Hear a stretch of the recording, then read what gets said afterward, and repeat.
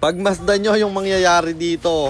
Nagank ako ng dalawang kalaban at yung Mia nasa top lane. Kakabuhay ko lang tapos pinasok siya ng 3. Ako yung bigla niyang sinisi bro. Minsan talaga kung sino pa yung walang ambag, siya pa yung maraming satsat no? Teka, baka kilala mo lang ako at lagi kang nanonood pero hindi ka pala nakapollow sa page. I-follow mo na yan. Isa lang At para naman sa mga bago lang ang ginagawa po nating content tuwing 9 PM ay 1 game per day. Solo, rank, game at ang goal natin sa content natin na to ay mag 100 views straight. Hi guys, nandito na tayo sa 483rd day ng 1 game per day and ang standing natin bago yung game na to ay 403, 79, 403 wins and 79 losses. Sa game na to, gustong mag-jungle ng S3 kaya kahit first pick ako, nilak ko na agad yung jungle ko bro. Ganyan kasi sa solo kapag ikaw yung unang kumuha ng retry, nag-a-adjust na sila. So ayun, nandito na tayo sa pang-483 araw ng isang game kada araw. Digmaan na! Ang rotation na ginawa ko dito ay red first. Kaya ang ikot natin papunta sa top. Sakto na sa lubong yung Selena. Pati carry nila at bagsak yung isa. Sabay diretso sa baba kasi malambot yung XP-laner nila. Matik na yan. Trash talker player daw siya. Pero siya yung nabigyan. Sabay diretso dito sa turtle. Tayo'y ko-contest.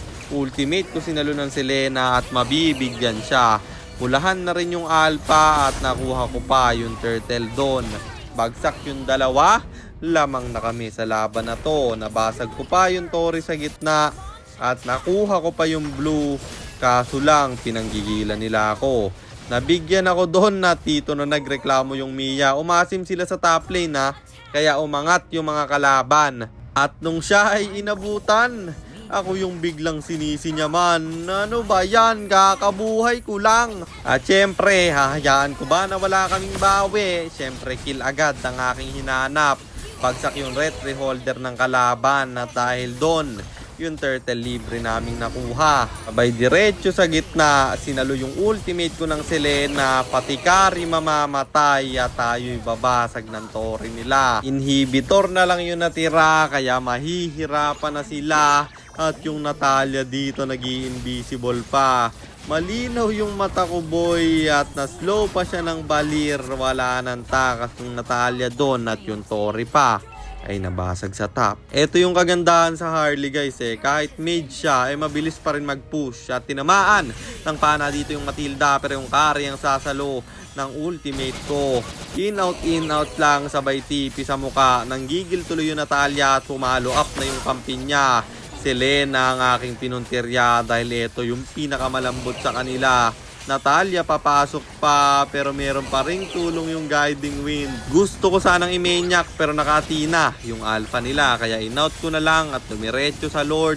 Di na ko montes yung kalaban kaya libre natin yung nakuha. Tapos dito sa baba yung Zilong papalag. Ang hindi niya alam ako'y makunat man na microhan ng idol ko. Mabibigyan siya bro.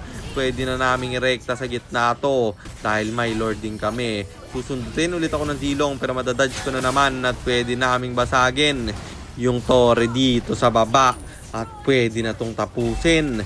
Nagtatower lock na ako men.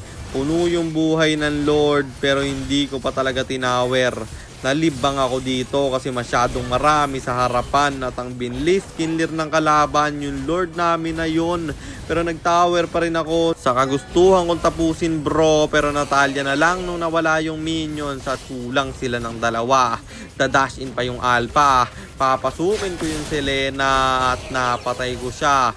Pulahan ako dito, buti sumakto yung flash ng Matilda. Magtatower ako dito kahit ako ay pulahan ng problema sinalo ko yung first kill ng alpha. Namatay din dito yung sisi namin at pagkamatay ko gusto ko sanang bumawi bro. Kaso lang napasama pa. Dalawang sunod yung error ko doon at akala ko talo na. Nawala na rin ng pag-asa yung Mia at ang sabi niya, talo pa. Akala mo talaga may ambag no? Pero dito tumalon yung alpha ng kalaban, ng layo pa ng Lord nila. Anong ginagawa mo man? Sumunod tuloy yung carry at sila pa yung napasama pre. At yung Lord, libre tuloy naming nadepensahan. Sabay palag, yung Mia dito, imbis mag-dep ng Lord pumalag sa gitna.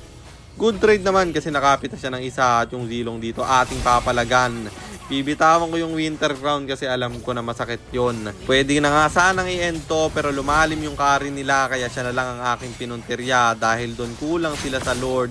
Namatay din yung dalawa at libre namin yung nakuha. Kaso lang ginaya ng Sisi yung ginawa ng Alpha, lumalim din siya kahit wala yung Lord, buti na lang nabuhay pa. At ang ganda ng pwesto ko dito, pero chinek tayo ng Alpha bro. Bibigyan ko yung carry at yung Selena ang tinamaan, sabay buy and sell sa mukha.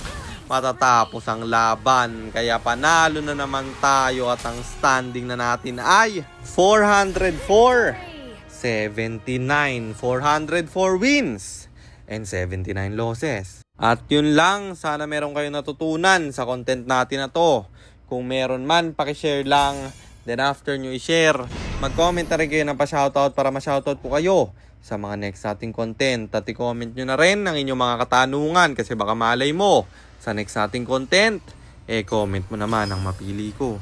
At kung nagustuhan nyo yung item at emblem na gamit ko sa game na yon, eto yon: Arcane Boots, Genius Wand, Thunder Belt, Glowing Wand, Radiant Armor, Winter Crown or Immortality, and then Rose Gold Meteor pang buy and sell. Emblem natin Assassin, talent natin is Rapture, Seasoned Hunter plus Lethal Ignition at syempre Retribution kasi jungle tayo doon.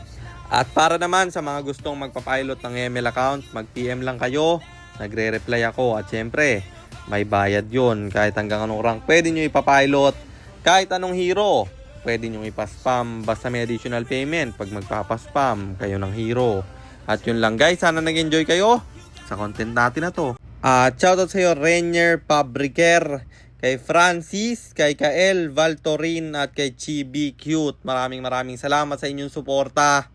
Ingat kayo palagi. God bless. Paalam!